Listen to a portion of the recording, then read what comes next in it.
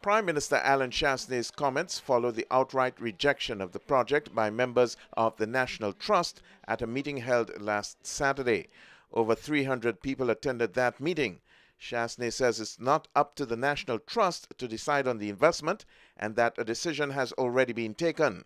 Chastain has given the assurance that none of the historical sites at the landmark will be affected. The question as to whether we're going to have a park in St. Lucia or not, that question was already answered.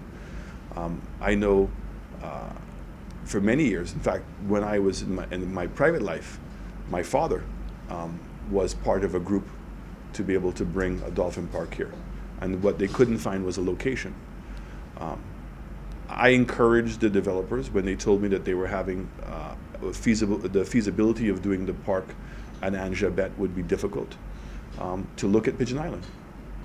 Because Pigeon Island is a major asset that is grossly underutilized. The Prime Minister, also commenting on the matter of criminal deportees, says the issue will be raised at the next United Nations meeting.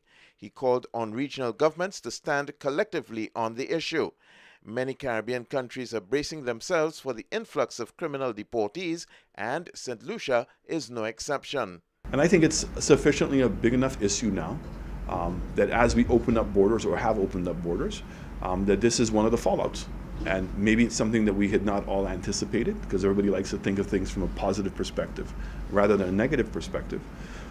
So I think that we need to try to push at the UN collectively to be able to get a special agreement, international agreement, to deal with deportees and how we're going to handle it. The Prime Minister also commented on the just concluded OECS Trade Exposition, calling it a success. He spoke about a franchise system to help the vendors sell their products. So when you think of Barron's hot sauce and how many vendors have it, and the distribution island-wide, a tourist is bombarded literally everywhere they go with that Barron's product. So the goal here is to create a franchise system where we can get our vendors to specialize. So some can specialize in art, some can specialize in batik, some in woodwork, some in jewelry, some in agro-processing, so that when you went into a location, you wouldn't see just all of one thing that's in there. The OECS Trade Expo ran from March 9th to 12th at the Darren Sammy Cricket Ground.